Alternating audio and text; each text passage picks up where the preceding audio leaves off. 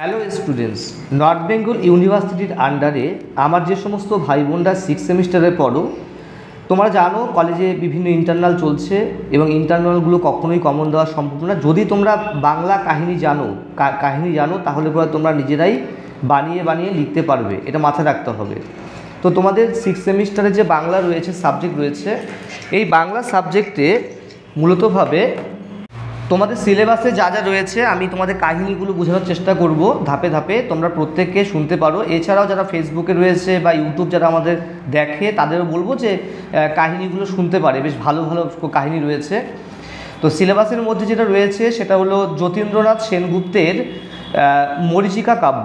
ঠিক আছে, মরীচিকা কাব্য রয়েছে সিলেবাসের মধ্যে। এই কাব্যের অন্তর্গত অনেক কবিতা আছে, কাব্যের অনেকগুলো কবিতা রয়েছে। এর মধ্যে বন্যী স্তুতি কবিতা আছে, শিবের গাজন, পল্লী দোকানি, হাট, আত্মজগৎ, এরকম পাঠগুলো রয়েছে।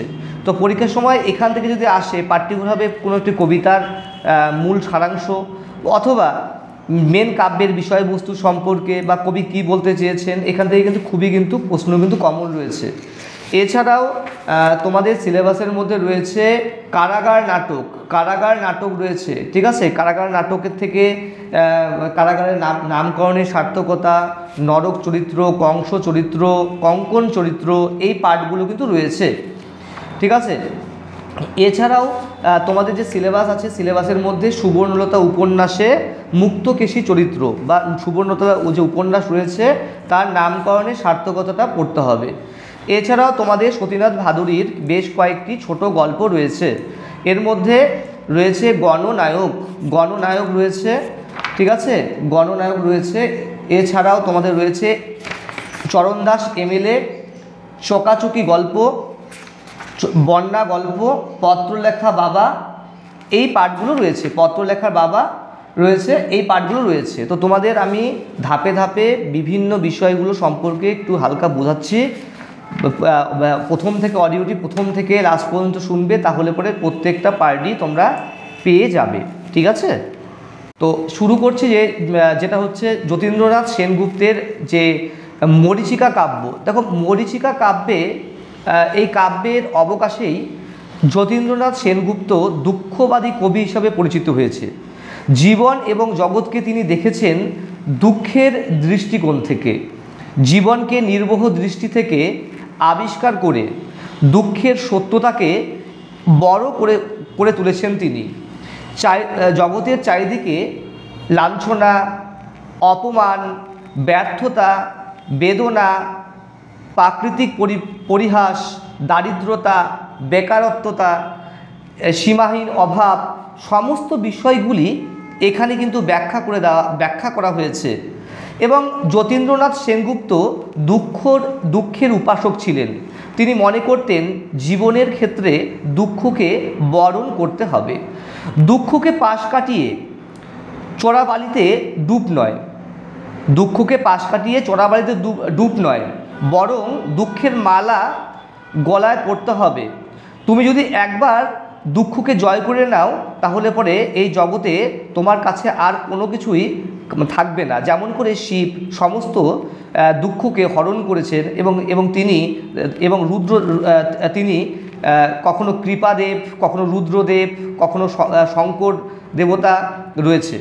তো এই যে কাব্যটি রয়েছে, এই কাব্যের অন্তর্গত অনেকগুলো যে কবিতা রয়েছে, কবিতাগুলোর সম্পর্কে মেন বিষয়বস্তু সম্পর্কে বলছে ঘুমের ঘোরে কবিতায় রয়েছে দুঃখবাদী মানসিকতা। জগতের কোথাও নিয়ম নেই, সর্বত্র অনিয়ম আর গজামিলের খেলা। সুখের বিপরীত দুঃখ মুছে দেওয়ার জন্য মানুষ ঈশ্বরের করুণা চায়।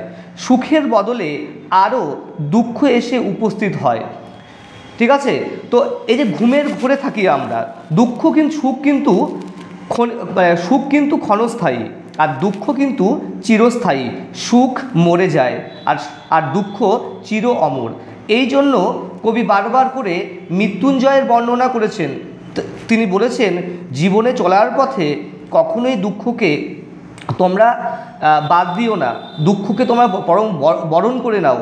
দুঃখই হচ্ছে জীবনে সবচেয়ে বড় সত্য এবং দুঃখকে কখনো তুমি ভয় পাবে না। দুঃখই তোমার জীবনকে সৌভাগ্যে পরিবর্তন করতে পারে। এর জন্য তোমাকে অনেক চেষ্টা করতে হবে। তুমি বারবার করে হয়তো হোঁচট খাবে, পড়ে যাবে, বাধাপ্রাপ্ত হবে, কিন্তু তোমার লক্ষ্যটাই যদি ঠিক মতন থাকে তাহলে তুমি কিন্তু এগিয়ে যাবে।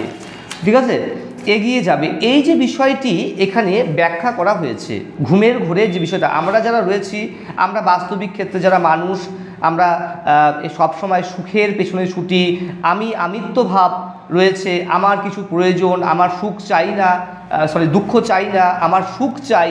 ঠিক আছে, কিন্তু বাস্তবিক ক্ষেত্রে এটা একটা ঘুম, এটা একটা এটা একটা কি এক ধরনের ক্লান্তি বলতে পারো। মানুষ কখনোই যে সব কিছুই চাইলেই পাবে তা নয়। দেখো, রাতের পরে দিন, দিনের পরে যেমন রাত আসে, একইভাবে দুঃখের পরে সুখ, সুখের পরে দুঃখ আসবে। তাই জীবন সুখকেও যেমন গ্রহণ করতে হবে, দুঃখকেও গ্রহণ করতে হবে। সুখের মূল্য তখনই যখন দুঃখকে আমরা গ্রহণ করতে পারবো, কারণ ভালো হওয়ার পরেই খারাপটা আসে, আবার খারাপটার পরেই ভালো আসলে পরেই না ভালো, এই বিষয়টি রয়েছে। এরপরে বলছি বন্যিস্তুতি। বন্যিস্তুতি যে কবিতাটি রয়েছে, এটিও একটি মরীচিকা কাব্যগ্রন্থের অন্তর্গত একটি কবিতা। বন্যিস্তুতি বলতে এখানে বন্যী বলতে এখানে আগুন, আর স্তুতি বলতে আমরা এখানে বুঝবো এর গুণাগুণ সম্পর্কে, স্তুতি, ভালো দিকগুলো ব্যাখ্যা করা হয়েছে। কবি বলছেন যে জীবনের ক্ষেত্রে আগুন হচ্ছে শেষ সত্য। নানা বিষয়ে তিনি আগুনকে বর্ণনা করেছেন। শুধুমাত্র সূর্য নয়, শিবের কপালেও আগুন থাকে। তেমনি আলো অন্ধকারকে নাশ করবার জন্য আলো অর্থাৎ আগুন থাকে। ঠিক আছে, আগুন চারিদিকে আলোতে প্রকাশ করে। আবার কিছু পতঙ্গরা রয়েছে যারা শান্তি লাভের জন্য বিভিন্ন আলোর দিকে ধাবিত হয়। আবার আগুন কিন্তু মানুষের পেটের ভেতরেও জ্বলে, অর্থাৎ ক্ষুধার জ্বালা। আগুন দাবানল হয়ে বনভূমিকে পুড়িয়ে দেয়। আবার আগুন জ্যৈষ্ঠ মাস যখন প্রচণ্ড গরম হয়, মাঠঘাট পুড়িয়ে দেয়। ঠিক আছে, মাঠঘাট পুড়িয়ে দেয়।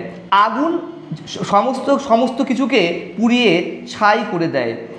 অতএব আগুনকে তিনি শঙ্কর হিসাবে তুলে ধরেছেন। শঙ্কর অর্থাৎ তিনি এখানে শিবকে তিনি হিসাবে গ্রহণ করেছেন, আগুনকে গ্রহণ করেছেন। এবং তিনি এই যে আগুন যে রয়েছে, আগুন হচ্ছে সর্বশক্তিমান, সর্বভূক। তাই কবি বারবার করে এই আগুনকে প্রণাম করেছেন। জগতের সবচেয়ে তেজমান, ধ্বংসপ্রবণ হচ্ছে আগুন। তাই কবি বারবার করে নতমস্তক করেছেন এবং আগুনের কাছে আশীর্বাদ চেয়েছেন। এটাই ছোট একটা কাহিনী, আর কিছু না। আগুনের যে বিভিন্ন দিকগুলো রয়েছে সেই বিষয়গুলি এখানে ব্যাখ্যা করা হয়েছে। এরপরে যে যতীন্দ্রনাথ সেনগুপ্তের মরীচিকা কাব্যগ্রন্থের অন্তর্গত বিভিন্ন কবিতা, তার মধ্যে শিবের গাজন কবিতা। এখানে বাঙালি সমাজে শিবের দুই চরিত্রকে দেখানো হয়েছে। সত্য সুন্দরের দেবতা, আবার নটরাজ পলয়কারী হচ্ছেন শিব। দেবতা শিবের চিত্র থেকে গাজন শিবের সম্পর্ক কিন্তু ভিন্ন। অর্থাৎ আমরা যে দেবতা শিবকে দেখি, তিনি হচ্ছেন পরম, তিনি ভোলেনাথ, তিনি সত্যম শিবম সুন্দরম, তিনি সর্বশক্তিমান, তিনি সবসময় মানুষের কল্যাণ করেন, তিনি পলয়কারী, তার প্রচুর ক্ষমতা। কিন্তু এই যে চৈত্র মাসে যে চৈত্র মাস যখন হয়, তখন বিভিন্নভাবে যে শিবকে দেখানো হয়। ঠিক আছে, যে এই শিব হচ্ছে ভিখারি শিবকে হিসাবে তোমার দেখানো হয়েছে। ঠিক আছে, ভিখারি শিব হিসাবে দেখানো হয়েছে চৈত্র মাসে হিসাবে, অর্থাৎ সমাজের ক্ষেত্রে। বোম বোম শব্দ উচ্চারণের মাধ্যমে সন্ন্যাসীরা গাজনের নানান খেলা দেখায়, নেচে নেচে ঘুরে, আর আগুনের ফুলকি দিয়ে নৃত্য করায়।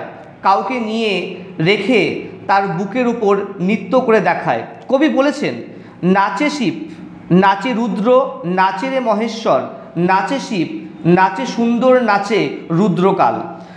নটরাজ শিব চরণ বন্দনার মধ্য দিয়ে কবি আক্ষেপ করেছেন, তবুও এই শিবের পুজো নেই। কেউ এই শিবকে মান্য করে না, শিবের মাথায় ফুল জল দেয় না। শিব আদি ও অনন্ত, সৃষ্টি এবং সংহারের দেবতা, রক্ষা এবং ধ্বংসকর্তা। কিন্তু বাঙালি সমাজে গাজনে শিবের তেমন কোনো মর্যাদা নেই। শিবকে এখানে দেখানো হয়েছে পাগল, নেশাখোর, সে শ্মশানে থাকে এবং সে কারো মর্যাদা পায় না, তার একাধিক স্ত্রী রয়েছে। কবি এখানেই প্রশ্ন, কেন শিব পূজা পায় না? কবি সন্ন্যাসীর কাছে জানতে চেয়েছেন। বাঙালি সমাজে এক লোকায়ত উৎসবকে সামনে রেখে শিবের যে ভিন্ন মূর্তির যে বন্দনা করা হচ্ছে সেটাই ব্যাখ্যা করা হয়েছে, অর্থাৎ প্রকৃত শিবকে নয়, ঠিক আছে, সাজিয়ে শিব, ঠিক আছে, নিজেদের মন মতো করে শিব তৈরি করা, এই যে একে বন্দনা করা হচ্ছে। কিন্তু প্রধান যে দেবতা, যে প্রলয়কারী, সত্তর শিবম সুন্দরম, প্রচুর ক্ষমতার অধিকারী, তাকে কিন্তু কোনোরকমভাবেই কিন্তু বন্দনা করা হচ্ছে না। এই হচ্ছে শিবের গাজন কবিতার মেন বিষয়বস্তু ছিল। এরপর যেটা রয়েছে হাট কবিতা। হাট কবিতা যতীন্দ্রনাথ সেনগুপ্তেরই লেখা। যতীন্দ্রনাথ সেনগুপ্ত নানানভাবে হাটের সঙ্গে আমাদের জীবনের সম্পর্কে ব্যাখ্যা করেছেন, আমাদের জীবনটা অনেকটা হাটের মতন। যতীন্দ্রনাথ সেনগুপ্ত পল্লীর হাটের মধ্য দিয়ে জীবনের হাটকে প্রকাশিত করেছেন। এই পৃথিবীতে মানুষ আসছে, অভিনয় করছে, কেউ সফল হচ্ছে, কেউ ব্যর্থ হচ্ছে, কেউ বিদায় নিচ্ছে, তেমনি হাটেও তাই। অর্থাৎ হাটে কি হচ্ছে, দিনের বেলা ক্রেতা বিক্রেতারা আসছে, তারা সমারোহ করছে, কিন্তু সন্ধ্যা হলেই তার হাট শূন্য হয়ে যাচ্ছে, প্রত্যেকে বাড়িতে ফিরে যাচ্ছে, বাড়িতে গিয়ে প্রদীপ জ্বলাচ্ছে, কিন্তু হাটের খবর কেউ রাখে না। হাটের মধ্যে দিনের বেলা যে চিৎকার, চিল্লাহল্লা, হট্টগোল, রাতের বেলা শ্মশানের শান্তি নেমে আসে। শত শত মানুষ আসে, শত শত মানুষ যাচ্ছে, এবং এই যে জীবনের যে অন্তরাল, এই জীবনের অন্তরালকে কবি হাটের মাধ্যমে ব্যাখ্যা করেছে। সংসারের লীলাক্ষেত্রে আমরা সবাই অভিনয় করতে এসেছি, আমরা সকলেই এখানে প্রাত্যহিক জীবনে অভিনেতা এবং অভিনেত্রী। নির্দিষ্ট সময় অন্তর আমাদের সকলকে বিদায় নিতে হবে। ভাঙাগড়ার মধ্য দিয়ে আমাদের মিলেমিশে চলতে হবে। একজন জন্মাবে, আর একজনের মৃত্যু হবে। একজন চেয়ার ছেড়ে দিবে, আর একজন সেই চেয়ারে বসবে। এই পৃথিবীর এই রঙ্গমঞ্চই অবাধভাবে চলবে। এখানে সকলেই স্বাধীন, কেউ সুখী, কেউ অসুখী, কেউ উদাসীন, কেউ ঘরে আসে, কেউ ঘরে যায়, কেউ বাইরে থাকে, কেউ ঘরে আসে। অর্থাৎ কেউ ঘর থেকে বাইরে আসে, আবার কেউ বাইরে থেকে ঘরে আসে। অর্থাৎ আমরা জন্ম নিচ্ছি, মৃত্যু হচ্ছে, তার জায়গাটা আর একজন নিচ্ছে, তার থেকে আগে তোমার জন্ম নিচ্ছে। এই উদার অবকাশের নিকেতনে আসা যাওয়ার মধ্য দিয়ে এই সংসারের সমুদ্র চলছে, সংসারের সমুদ্র চলছে। আর কবি হাটের প্রতিচ্ছবির মধ্য দিয়ে তা স্পষ্ট করেছে। এর পরের যে প্রশ্নটি রয়েছে সেটা হলো আত্মজগৎ কবিতা। আত্মজগতেও যতীন্দ্রনাথ সেনগুপ্ত রয়েছে। যতীন্দ্রনাথ সেনগুপ্তের মরীচিকা কাব্যগ্রন্থের অন্যতম কবিতা হচ্ছে আত্মজগৎ। আত্মজগতে মানে আমাদের উপনিষদে বলা হয়েছে আত্মনাং বিদ্ধি, অর্থাৎ নিজেকে জানো। নিজেকে জানার মধ্য দিয়ে জগৎকে জানা সম্ভব। নিজেকে জানা সম্ভব। নিজেকে না জেনে, নিজেকে না উন্মোচন করে, নিজেকে না বিকশিত করে, নিজেকে না চিনতে পারলে তুমি কখনোই এই জগৎকে চিনতে পারবে না। কবি বলছেন মানুষের মন বড়ই চঞ্চল, তা বিক্ষিপ্তভাবে ঘুরে বেড়ায়, এলোমেলো বিন্যাসে এক সত্য থেকে অপর সত্যের দিকে ধাবিত হয়। মানুষ কি করবে আর কি করবে না, কি স্থির করবে কি স্থির করবে না, নিজের মনকেই সে জানে না, সে সর্বদা এই জগতের সৌন্দর্য দর্শনীয় বিষয়গুলো দেখে সবসময় মুগ্ধ হয়। আমাদের মানে এই যে জীবন, কিন্তু বাস্তবিক ক্ষেত্রে যে জীবনটা রয়েছে আমাদের জীবনটা কিন্তু আমাদের কিন্তু একদম মানে মানুষের কল্যাণের জন্য থাকতে হবে, নিজেকে জানতে হবে, নিজের মনের ভেতরে যে বিষ রয়েছে সেই বিষটা ফেলে আবার নিজেকে আরও যতটা সম্ভব জানতে হবে। এবং কবি বলেছেন যে মনকে শান্ত রেখে নিজের মনকে আবদ্ধ করে এই জীবনের বাস্তবিক জ্ঞান আমরা পেতে পারি। এই হচ্ছে আত্মজগৎ, অর্থাৎ আত্মজগতে নিজের অর্থাৎ নিজেকে জানা, এই যে ভিতরটাকে জানা, বা আমি পরের ক্ষতি না করে, পরের কথা না ভেবে আমি আমিত্ব ভাব করেও আমি আমার হৃদয়ের বা আমি কেমন আমাকে বিচার করতে হবে, যে আমি ভালো না খারাপ, তারপর মানুষের বিচার করব। সেই বিষয়টি এখানে বারবার করে ব্যাখ্যা করা হয়েছে। এরপর কাহিনী বলছি সতীনাথ ভাদুড়ীর এমএলএ চরণ দাস এমএলএ। এই চরণ দাস এমএলএ যে গল্পটি রয়েছে এটা টোটালটাই হচ্ছে, বুঝতেই পারছো, এমএলএ মানে রাজনীতি। অর্থাৎ তিনি এখানে আমাদের লেখক প্রথমেই বলেছেন নীতির রাজা হলো রাজনীতি, কিন্তু সেই রাজনীতি পরিচালকদের অন্ধ স্বার্থপরতায় তা যে ভিখারি নীতিতে রূপান্তরিত হয়, এখানে সেই গল্পের জ্বলন্ত দৃষ্টান্ত রয়েছে। এই গল্পে দেখা যায় চরণ দাস বেশ সাদামাটা ছেলে, ভদ্র নম্র সাধারণ মানুষের সঙ্গে কথা বলে, একে অপরকে হেল্প বা উপকার করে, তার কোনো দাবি নেই, মানুষকে ভালোবাসতে পারে এবং প্রত্যেককে মানুষের প্রয়োজনে কাজে অকাজে ঝাঁপিয়ে পড়ে। পরবর্তীকালে তাকে রাজনীতিতে নামানো হয় এবং এমএলএর টিকিট দেওয়া হয়। এমএলএ হয়ে যায় চরণ দাস। একসময় চরণ দাস যখন এমএলএ ছিল না, তখন তার মানে পায়ে সেরকম ভালো জুতো না, সে ভালো কাপড় পরতে পারে না, সে সাদামাটাভাবে জীবনযাপন চলায়। কিন্তু যখন সে এমএলএ হয়ে গেল তখন সে গ্রাম তার ভালো লাগে না, গ্রাম থেকে গ্রাম থেকে তাদের ছেলে মেয়ে স্ত্রীকে শহরে নিয়ে যায়, বাচ্চাদের ভালো স্কুলে পড়ায়, প্রচুর পয়সার মালিক হয়, বাচ্চাদের দামি স্কুলে পড়ায়, অনেকগুলো ফ্ল্যাট নেয়, ঠিক আছে, ফ্ল্যাট নেয় এইভাবে এবং দীর্ঘদিন মানুষদের সঙ্গে প্রায় 5 বছর সময়, 5 বছরের মধ্যে 4.5 বছরই সে আর দেখা করে না, 4.5 বছর দেখা করে না। এবার ভোট বড় বালাই, ভোটের সময় আবার সেই চরণ দাস ভদ্রভাবে ওই আগের মতন হয়ে এসেছে, কারণ যে কোনো প্রকারে ভোটে জিততে হবে, ঠিক আছে। কিন্তু গ্রামের গঞ্জের মানুষরা এই চরণ দাস এমএলএকে চিনে গেছে, যে 4.5 বছর যে গ্রামবাসীর খোঁজ খবর রাখেনি, অভাব অনটনগুলো জানার চেষ্টা করেনি, এখন স্বার্থের জন্য শুধুমাত্র ভোট এসেছে বলে তারা এসেছে, তাই গ্রামগঞ্জের লোকেরা কোনো কারণে এমএলএকে পাশ করাচ্ছে, ঠিক আছে। এমএলএর সঙ্গে কথা বলছে না, এমএলএর সঙ্গে কথা বলছে না, যদি কোনো কারণে কেউ কথাও বলে তাহলে পরে একটা হালকা, হয়তো একটা অতটা আগের মতো নয়, এই যে বিষয়টা রয়েছে।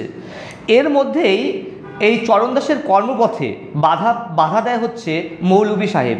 এই মৌলভী সাহেব ছিল হচ্ছে জনগণের কর্মী, সরকারি নির্দেশে তিনি জনগণনা করতে এসেছে এবং চরণ দাসের সঙ্গে তার মুখোমুখি একটা দেখা হয়েছে। বিভিন্নভাবে চরণ দাস বিভিন্নভাবে এই মৌলভী সাহেবকে ধমকি দেয়, যাতে কোনো কারণে সে যদি তার অনুযায়ী কাজ করতে হবে, সে জনগণকে তার হয়ে প্রচার করে, কিন্তু মৌলভী সাহেব কোনো কারণে করেননি, ঠিক আছে। এই যে বিষয়টি রয়েছে, তো এই কাহিনীটি হচ্ছে চরণ দাস এমএলএ, অর্থাৎ রাজনীতির ক্ষেত্রে যে মানুষের যে পরিবর্তন যে ক্ষমতার আগে আর ক্ষমতার পরে যে কি মানসিকতা পরিবর্তন, সবে যদিও সবাই নয়, কিন্তু যে এই যে পরিবর্তন, এই পরিবর্তনটাই এখানে দেখানো হয়েছে। এর পরের প্রশ্ন হিসাবে বলছি সতীনাথ ভাদুড়ীর আরেকটি গল্প, বন্যা গল্প। বন্যা গল্পটি বিহারে একটি এলাকাকে কেন্দ্র করে, একটি কুশি নদী, এই কুশি নদীর অন্তর্গত বরিকপুরা একটি গ্রাম ছিল, সেই গ্রামের একটি কাহিনী। এই গ্রামে দুটি সম্প্রদায় ছিল, একটা তিওর সম্প্রদায় আর একটা ব্রাহ্মণ সম্প্রদায়। আমি শর্টকাটভাবে বলছি গল্পটা। তিওর সম্প্রদায় এবং একটি ব্রাহ্মণ সম্প্রদায়। এই তিওর এবং ব্রাহ্মণদের মধ্যে মাঝে মাঝেই মারামারি লেগেই থাকতো, কে উঁচু কে নিচু, কার ক্ষমতা বেশি কার ক্ষমতা নেই, ঠিক আছে। মাঝে মাঝে পুলিশ আইন নানান ধরনের সমস্যা, কেচাল ঝামেলা, মারামারি লেগেই থাকতো এবং একটি সম্প্রদায় আরেকটি সম্প্রদায়ের মানুষকে দেখতে পারতো না, রুখে দাঁড়াতো।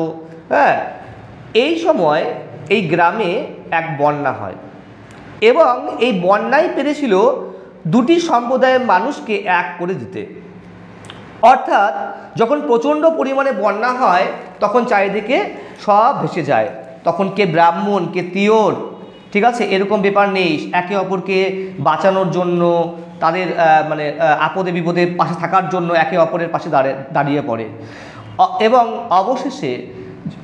অবশেষে দেখা যায় যখন বন্যা নেমে যায় তখন আবার তিওর এবং ব্রাহ্মণদের মধ্যে ঝগড়া কেতাল শুরু হয়। তো এই গল্প থেকে আমরা জানতে পারি বন্যাই হচ্ছে একমাত্র যে এই যে জাতির মধ্যে বা ধর্ম বা মানে বর্ণ, এই যে বিভাজনগুলো একমাত্র বন্যাই মিটিয়ে দিতে পেরেছিল। এখানে এটাই হচ্ছে মেন কাহিনীর বস্তু। আমি তোমাদের এই পার্টটা বললাম। নেক্সট যে ভিডিওগুলো আছে যেমন মুক্তকেশী বা কারাগার গল্প, তাছাড়া ছোটো ছোটো যে প্রশ্নগুলো রয়েছে সেই প্রশ্নগুলো সম্পর্কে আরেকটি ভিডিও আজকেই দেব। ধন্যবাদ।